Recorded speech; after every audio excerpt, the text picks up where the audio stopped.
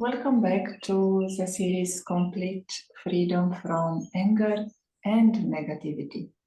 These days we are accompanied in our journey by Sharona Stillerman, based in Israel. And she already shared with us a lot of wisdom and insights from the perspective of the meditator, with an expansive experience and authority in meditation. Sharona has shared on different aspects how to overcome anger and how to also be completely in love, completely immersed in our true reality, in the reality of the soul, how to stay here in this reality of peace, love, happiness. And when we are anchored in this higher consciousness, the old habits can be forgotten. So, very warm welcome, Sharona, and thank you for coming again and again to accompany us. You are becoming like an angel for all of us. Maybe one observation about these habits. People are feeding back to us that yes, all is going well. We can remove anger partially. We can remove other old habits partially. But what is about the stubbornness of a habit? Can you explain a little bit the dynamics of a habit? Why is it there? Why is it so difficult, or some feel it's difficult to remove a certain habit? And what is your best method to remove a habit and to stay away from it? Well, first of all, greetings to everyone. And these are very, very good questions, and they're important questions. Now, there are two kinds of habits, right? One is a gross and physical habit, and the other is much more subtle, like emotional. So we can say, yes, my reactiveness by now would be a habit. Habits are not that easy to remove. And yet, if we don't remove them, especially the emotional ones, they morph into something else, right? They're not just a habit anymore. They actually become an addiction, right? So it's a very unexpected turn of events or unexpected understanding that my anger or my negativity could actually be an addiction.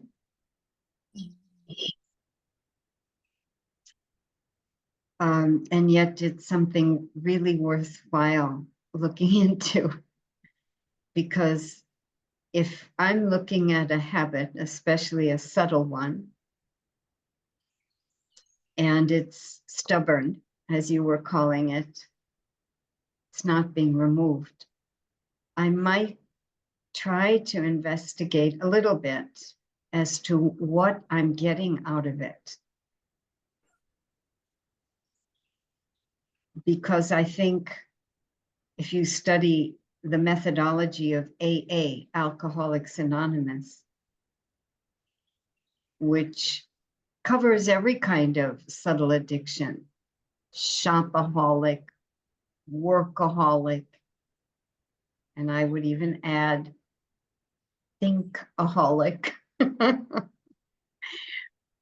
Overthinking has also become addictive. So in the methodology of Alcoholics Anonymous, you can see several steps which are useful in breaking the habit. So let's call anger a habit, negativity a habit, or an addiction.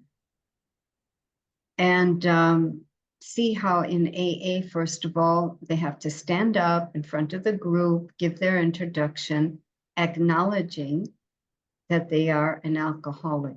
So I think one of the first steps in any habit, which has become out of my control, because basically that's the line we cross from a habit to addiction, it's out of my control, is to acknowledge that I'm doing this. I'm doing this to myself. I'm doing this to others. I've understood that anger is not a good thing, but see, here and here and here in my day, in this relationship, in my feelings towards another, there was anger. So let me first of all acknowledge it, and let me be very, very honest about the harm it is doing to me and to another, but first of all to me, which is why, Johanna, your program is so important, because a lot of people don't understand that negativity of any sort, before it hurts anybody else, is really hurting me. It's actually just creating the kind of weeds in my inner garden, which are suffocating out the flowers. If weeds are every form of negativity and flowers are every form of my divinity, my virtues, my qualities, my spiritual capacities, then to allow these weeds to keep growing, you know how weeds are. You can't grow the grass because the weeds take over. So my divinity is there. And every time I allow anything negative, I'm just suppressing that divinity even more. So let me acknowledge, yes, that was anger. Let me revise for myself the harm it's doing to me. And then maybe spend some time what I'm getting out of it. Does it give me a sense of being in control, anger? Does it give me a sense of righting a wrong? Does it give me a sense of creating justice where there has been injustice? And I've forgotten other methods, or I don't believe in other methods? Am I interpreting what is actually fear of people when I get angry at them and then they change? Am I interpreting that change as a result of my anger or a result of their fear? We don't want fear in a relationship. So these kinds of questions, spending some quality time, and then, you know, even in AA, they insist that any sincere member of AA have some kind of relationship with God, a higher power, higher authority. And here too, I find that once you've gone through those first reflections, you need to be able to hand it over in front of God, however you understand God, to really understand that having realized all you've realized, you don't need that anger anymore, or whatever is the negative habit. You don't need it. It does not serve whatever purpose you thought it was serving before. And so, in this way, get yourself ready to hand it over, because there is a higher power, there is a higher authority, very loving, supreme being in the universe, a father, mother figure for me, the soul, And all that one wants is that I remove the rubbish that's accumulated in the soul. So, you know, like any child who is playing in the park and picks up some mud and eats it and then takes it out saying, oh, the child hands it over to mommy. I don't want this. So we hand this over. But then next most important step is what will you put in its place? What will you put in its place? Because we're not about to forget a bad habit as much as we are going to replace it. So anger has 98 forms, at least, and 98 expressions.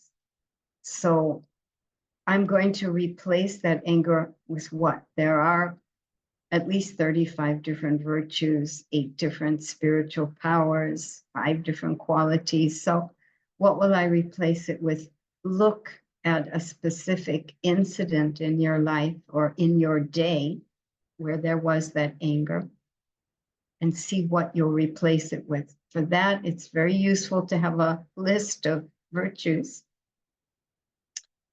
and understand your virtues. Your virtues are your powers and your tools to change old programmings and conditioning. They're the flowers, right?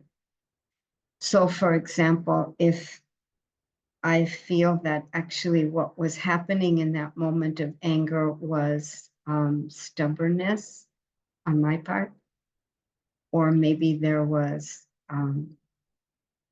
ego, or basically rejection of how somebody's behaving, and so rejection of that person. So in my reflections, I'm going to maybe practice accepting people as they are, or I'm going to practice respect, respecting everyone's right to have their own journey. Whatever I choose, then whole of the day, the whole of the next 2 or 3 days, I'm going to practice that.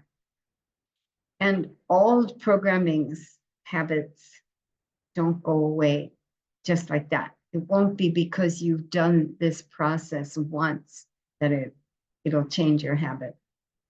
You have to do this whole process maybe several times. And certainly you have to practice putting in the new habit, the new programming many times. But each time you do this, you will feel lighter. You will feel lighter because negativity makes us heavy. And so this lightness will also give you a lot of encouragement to continue. And the last thing I want to say is very, very important to the process. After I've given it to that higher source, the supreme being, the highest authority, God, whatever you call that one, after I've given it and I have figured out what I'm going to use to replace it,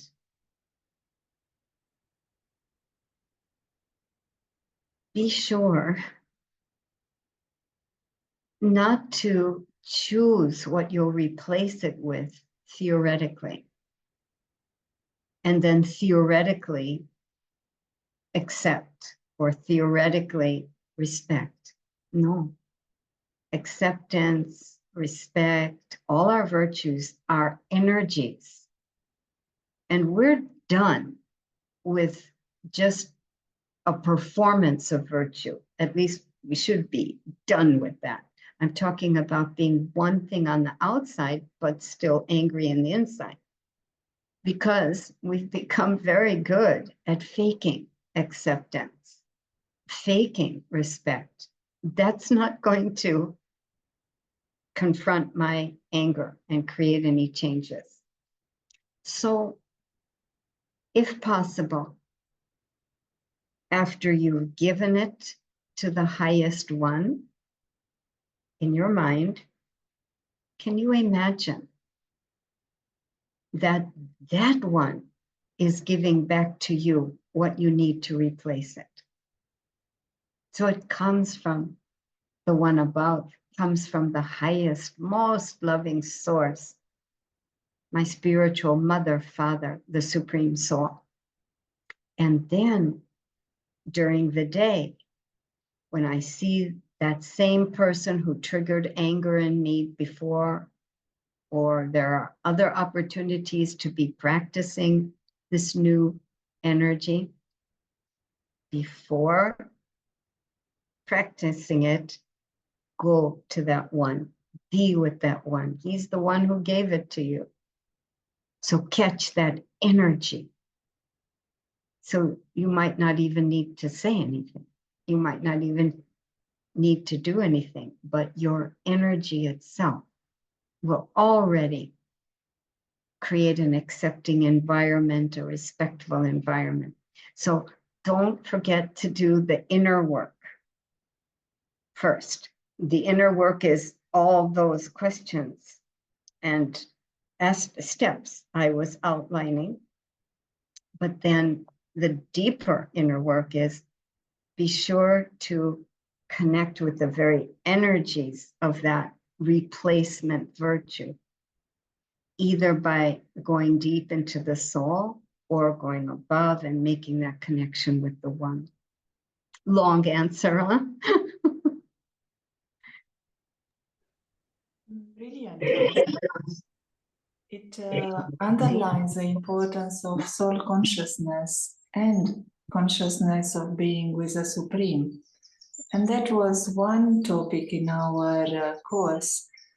Why, by practicing every day, anger has been removed but not completely. And the answer is you do practice, but you do not practice in soul consciousness. So the importance of preparing your inner world and then putting that practice into action, that replacement. Tell us a little bit more about the freedom that soul consciousness is giving us. It feels like you are in a space of no habits, actually, being able to experience freshness and new energy and connection and being free of everything, in a sense. Explain a little bit more about your experience of soul consciousness.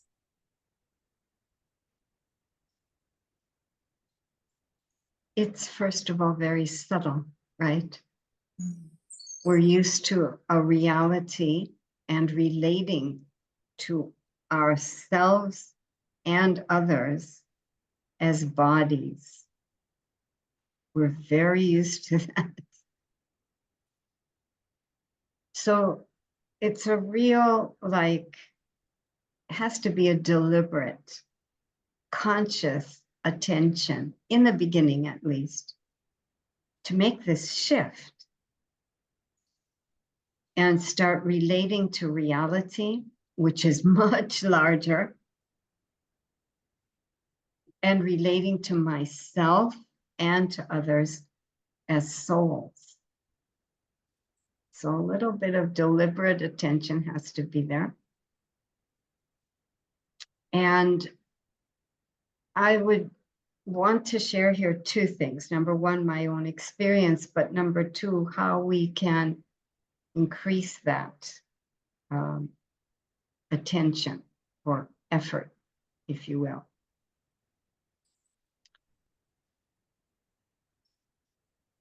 My experience, or I could say the sign that I'm actually becoming more and more conscious that I'm a soul, is that there's completely less reactiveness. In a natural way, I feel separated from these old programmings. In other words, they can be triggered. I see it inside me, but I am not ruled by them. And this feels great. When you reach that point, it's not going to be long before you don't even see them anymore, because they will have melted. But in a first step, you see them. You're not ruled by them. You can go to the higher one, that companion, the Supreme. Enjoy those energies, reinforce your own, be it acceptance, respect, whatever, and contribute from that. And also, and this is so important, this is a sign, you are less and less hard on yourself for every mistake you make in this. In other words, okay, it's triggered, you didn't even think of the larger picture and went right into the reaction. You might have hurt somebody, you might have hurt yourself.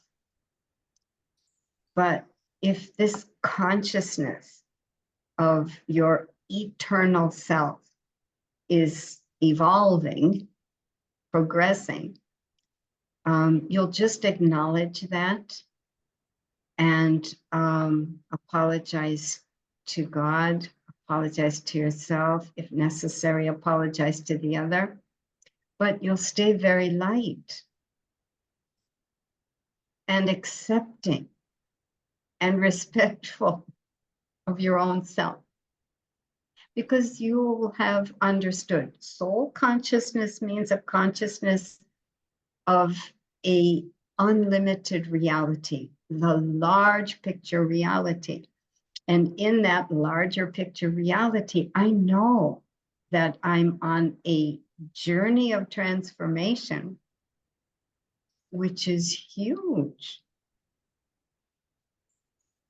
I'm actually going to remove from my very soul everything which was not there originally.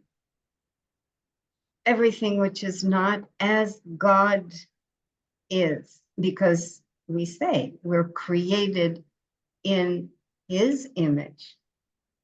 And we need to know that one is only the things of love and peace and joy. So it's huge to say that I, Sharona, who have pulled in so many other kinds of energies, like ego, like stubbornness, like anger, that's all going to be removed. It's huge. And it's not just the bad habits of this lifetime, it's of many lifetimes, right? So easy on myself, easy, light. Step back and understand that, you know, the right context actually is that it's all a game. It's just a kind of game, an educational game, in which every time I fail, to learn how to play better. You know how to play checkers, right? You don't go stabbing yourself in the heart because you've made a wrong move in checkers. It's just a game. And you learn chess even more so. You have to learn.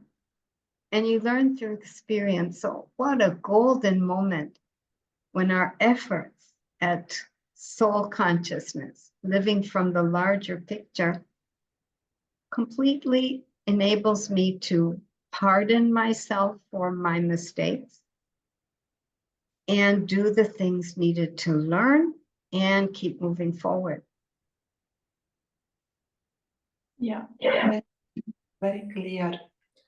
Detachment and lightness. And just before we finish, one point that is so important to all of us is concentration and attention. People are saying, yes, if I do focus on the practices to remove negativity, I see tremendous benefit. Why is there is lack of attention? Or how can we improve our concentration? Does it always require someone else?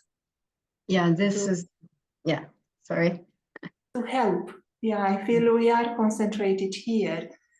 How can we take that offline?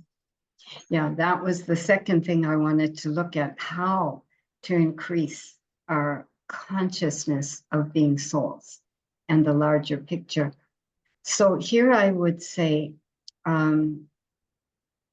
every day, set yourself an aim. Any one of the things that you really want to accomplish, or, in a more general sense, I would say, keep closely connected to the aim you have when you started this course. What do you want to get out of being soul conscious? And even if that changes every week, it should be written in a little notebook on your night table. And you look at that at night before you go to bed. You just read it. Remember your aim. And if you want to upgrade it, change it, that's also fine. But stay in touch with your aim. I'd say that's one very important thing. Secondly, I would say your cell phone or your watch, set it for every hour, some little beep or some little music, and take 1 minute, just 1 minute of remembering yourself as a soul, because this concentration is the result of accumulated efforts. And I can promise you, if you practice every hour, 1 minute, slowly, there'll be an accumulation, which will help you when you sit down to meditate and help you during your next 59 minutes. And also, I would say one last thing is, when you meditate, take one thought, a most powerful thought, a basic thought, like, I am a soul. And give it a definition. I am a soul, a point of light, and give it a quality. I am a soul, a point of light, of peace. One phrase like that is so full of truth, energies of truth. There's power in it. So in your meditation, start with that thought and just repeat it. Repeat it, going into the meaning of it. I am a soul. So tiny. Point, just a point. Repeat that, but then see it. I'm a big believer in images. Images will help us concentrate. Take out a paint box in your mind and paint it, draw it. And then thirdly, check your feelings. Even if your feelings are not at all peaceful, they're not even joyful, maybe you're bored or there's no feelings, just say it. Just be honest. And then start again. Create this cycle. The thought, same thought. Repeat it with significance, with meaning. Take out your crayons and in your mind, draw it.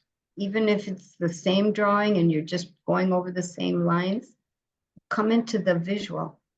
And then again, check your feelings. I can promise you that you do this round a few times, your feelings will emerge. The ones that match the drawing and the thought. This is really new and creates freshness, creates such a good feeling of being able to be in a space where we are free from the old. Even meditation can become a habit, and that is not the purpose.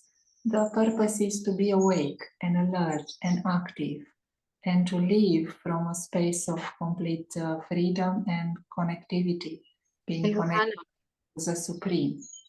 I know we're close to time, but I just have to add another purpose of meditation is relationship. To improve my relationship, starting with my relationship to my own self. Then, if I can also use it to explore and open up a relationship with God, new relationship, new ways of relating to God. I just can't tell you, I mean, you know, but how easy it is then, the changes we want in our relationship with others. Yes, it is a matter of experimenting with it and live by it. You can't really believe anyone unless you are putting it into practice. So thank you very much for so many beautiful insights. You really take us into another world. Good. Have a few moments together of thinking a powerful thought, seeing it and feeling it, and sharing that light with the world. So let's have a few moments, and thank you very much, and we'll meet again next week. Thank you. Good luck.